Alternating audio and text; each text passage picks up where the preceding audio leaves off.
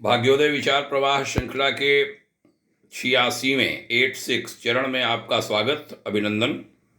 आज रविवार है, 16 जनवरी का दिन। बहनों भाइयों को मालूम है कि हमारी एक श्रृंखला रविवासरीय यानी साप्ताहिक चल रही है। हर रविवार को एक हम किसी विषय पर चर्चा करते हैं और उधर एक चर्चा युग ऋषि विचार श्रृंखला के तहत दैनिक है, जिसके 400 लगभग चरण पूरे होने वाले हैं। आपका आशीर्वाद मिल रहा है, बहुत आभारी हूं। इन दिनों भारत के 5 राज्यों में विधानसभाओं के चुनावों का दौर है। मैं लखनऊ में हूं, उत्तर प्रदेश की राजधानी में। यूपी में भी चुनाव हो रहे हैं। चुनावों में बहुत सारी बातें देखने सुनने को मिल रही हैं। ऐसे में बहुत सारे विचार उमड़ते घुमड़ते हैं। देश में बदलाव बड़ी तेजी से हो रहा है और बदलाव वैश्विक स्तर पर हो रहा है, दुनिया भर में। यूं कहूं कि मैं चूंकि युग निर्माण योजना जो ऋषियों की है उससे जुड़ा सिपाही हूं और लंबे समय से इस बारे में बात कर रहा हूं, इसलिए कहूंगा कि देवात्मा हिमालय की ऋषि सत्ताएं चाहती हैं बदलाव। हमारा भारत बदलाव की ओर, दुनिया बदलाव की ओर, और उस बदलाव पर हिमालय के ऋषियों की भी निगाह है, दृष्टि है। तो जो ये चुनाव आदि हो रहे हैं, इन पर भी जहां देश और दुनिया की निगाहें हैं, वहां ऋषियों की भी निगाहें हैं, दृष्टि है। ऐसे में बहुत आवश्यक है कि हम अपनी सोच को ऊंचा बनाएं, देश के बारे में सोचें। ये पार्टी, वो पार्टी, जाति, धर्म, संप्रदाय, भाषा, इस सबसे ऊपर उठने की बहुत ज़्यादा आवश्यकता इन दिनों आन पड़ी है।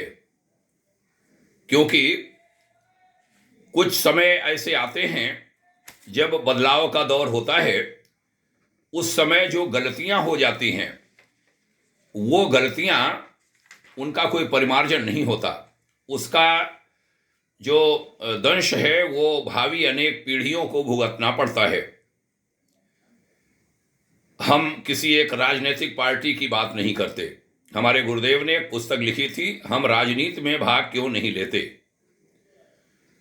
उस पुस्तक की याद आती है इन दिनों, जिसमें उन्होंने मतदाताओं को जागरूक किया था कि मतदाता कैसे प्रत्याशियों का चुनाव करें, और बड़ा सशक्त मार्गदर्शन है उस पुस्तक में।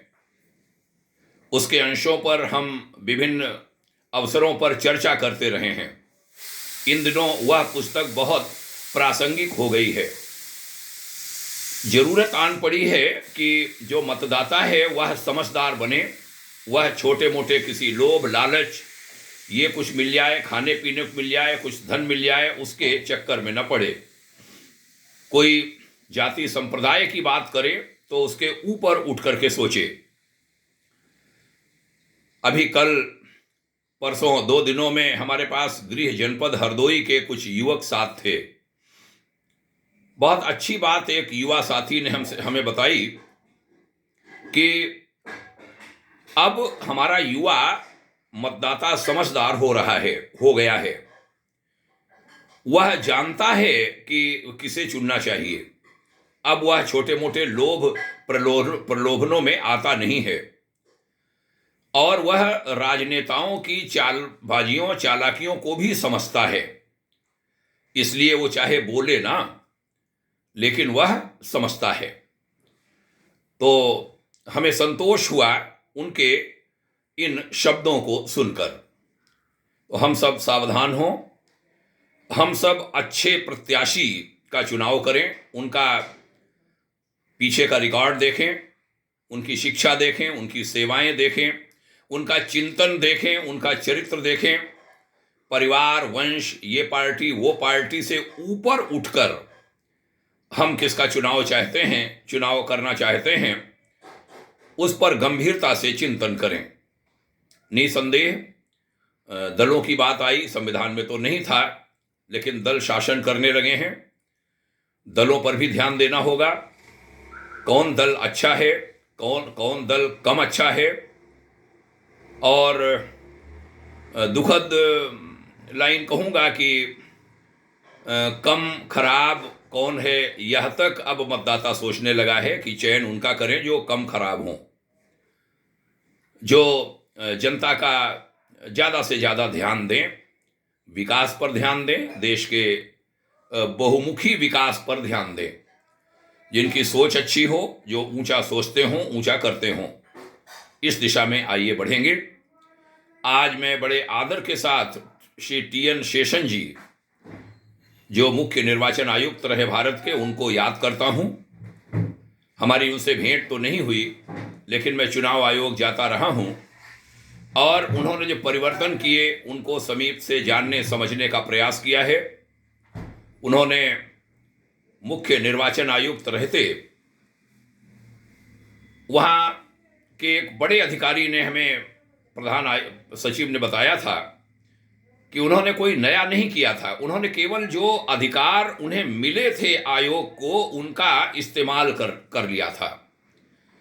तो भाग्योदय फाउंडेशन निवेदन करता है उन शासकों, प्रशासकों, अधिकारियों, संवैधानिक पदों पर बैठे हुए बड़े लोगों से कि वह अपने पावर का इस्तेमाल करें।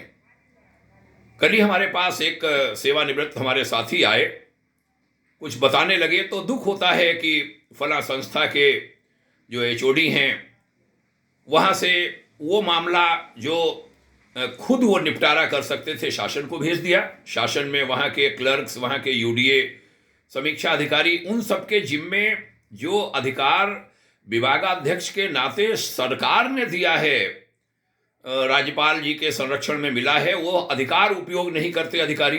ये दुखद बात है, इस पे सुधार होना चाहिए। तो श्री टी.एन. शेषन जी ने उन मिले हुए आयोग को मिले हुए अधिकारों का पूरा प्रयोग किया था और एक बहादुर अधिकारी, पहले भी बहादुर रहे और प्रैक्टिकल आदमी थे।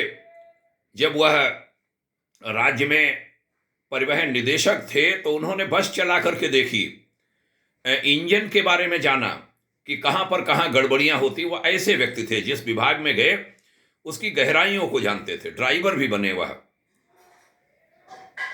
उन्होंने ऐसे से काम किए जिनको जब सुनते हैं तब रोमांच होता है। श्री राजीव गांधी जी के समय वह उनके सुरक्षा सचिव थे। कहीं पर कोई आवश्यकता थी, कोई खतरा उन्हें लगा कि, तो दौड़ते हुए उन्होंने राजीव गांधी जी को शरीर में हाथ लगाकर, यूं कहें धक्का लगाकर, कार में बिठाकर उन्हें सुरक्षित गाड़ी दौड़ा करके उनको भेज दिया और फिर पीछे से अपनी कार में वो चले। ऐसे थे टी.एन. शेषन जी, बहुत ही जागरूक। राजीव गांधी जी के मुंह से बिस्किट खींच लिया था उन्होंने, बोले नहीं मैं सुरक्षा सचिव हूं, मैं पहले खा के देखूंगा कोई दिक्कत तो नहीं है। तो ऐसे अधिकारियों की आज बहुत आवश्यकता है और वह अधिकारी कहीं संवैधानिक पदों पर पहुंचने लगें और वह अपने अधिकारों का प्रयोग करने लगें पूरी समझदारी के साथ, तो बहुत सारा सुधार हो जाए। 50,000 अपराधियों को उन्होंने जेल भिजवाया था श्री शेषन जी ने, और नेता लोग इतना डरते थे, कहते हैं वो भगवान और शेषन से अगर नेता डरा है तो भगवान से डरा है और टी.एन. शेषन से डरा है। कहते हैं उनका जो नाश्ता था, भोजन था, वो नेता थे। ऐसी तक बातें कही जाती हैं। तो ऐसे अधिकारी आगे आवें, नाश्ते में नेता खाते हैं, ऐसा उनके बारे में कहा जाता था।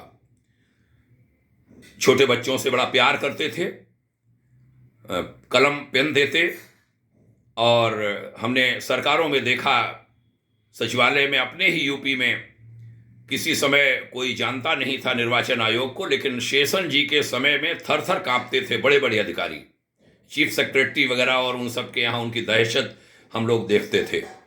और वो बाद में अभी भी काफ़ी कुछ कायम है। आइए चुनाव को बहुत अच्छा बनावें, खूब सुंदर बनावें। उसमें सभी की भूमिका है, आम जनता की, अधिकारियों की, नेताओं की। नेताओं से भी हाथ जोड़कर प्रार्थना है कि छोटे मोटे लोभ लालच के चक्कर में देश को नुकसान मत पहुंचने देना। कोई बात नहीं, हम कहीं पदों पर पहुंच पाएं नहीं पहुंच पाएं, ईश्वर जहां पहुंचाना चाहेगा, आपने पुरुषार्थ किया है, आप पहुंचेंगे। लेकिन देश ऊपर रहे, राजनीति नीचे रहे, कोई ऐसा काम ना आवे न हो जिससे देश हमारा नीचे की ओर जाए। चुनाव आयोग से बहुत अपेक्षाएं हैं। वह दिन हमें याद है, हम बैठे थे सचिव निर्वाचन आयोग के पास, श्री लालू यादव जी रेल मिनिस्टर थे। उनके पीए ने आकर के बताया सचिव के कि लालू जी सरकारी कार से आ गए हैं। उन्होंने कहा जुर्माना लगाओ। मनाही थी सरकारी कार यूज करने की, उपयोग करने की। हमने देखा था 350 रुपये जुर्माना हुआ, स्लिप काट के भेजी गई ड्राइवर के पास, ड्राइवर ने ध्यान नहीं दिया। रेल मंत्री जी जब कार में आए तो ड्राइवर ने बताया, उन्होंने अकड़ में बाहर जाना चाहा, गेट पर रोक दिया गया। कहते हैं मैं बाई चांस कुछ देर वहाँ बैठा था, कहते हैं 350 रुपये जमा करने के बाद में ही फिर वो गाड़ी निकल सकी। ऐसी शक्ति उस समय के वर्तमान रेल मंत्री जो उस समय पद पर थे उनके साथ ये होते हुए हमने देखा था। तो चुनाव आयोग हो भारत का या राज्यों के निर्वाचन कार्यालय हों, वह सभी पूरी पारदर्शिता के साथ इसको संचालित करें। सभी सहयोग दें, हमारा मीडिया, हमारी जनता, हमारे अधिकारी और सभी लोग, देश को, प्रदेशों को बहुत अच्छी सरकारें मिलें, उसमें योगदान करें। मतदाता की भूमिका उसमें सबसे महत्वपूर्ण है। मतदाता अपने दायित्व को समझे और वह ये माने कि मैं अपने देश को खड़ा करने जा रहा हूं, छोटे मोटे लोभ लालचों से ऊपर उठकर आगे बढ़े, ऊंचा उठाए प्रदेश को, देश को। ऐसी ही कामना, ऐसी ही मंगल कामना के साथ आज की चर्चा का समापन करता हूं। 86वां चरण भाग्योदय विचार प्रवाह श्रृंखला का आप सभी ने ध्यान से सुना, इसके लिए बहुत बहुत आभार। प्रणाम। जय हिंद। ओम शांति।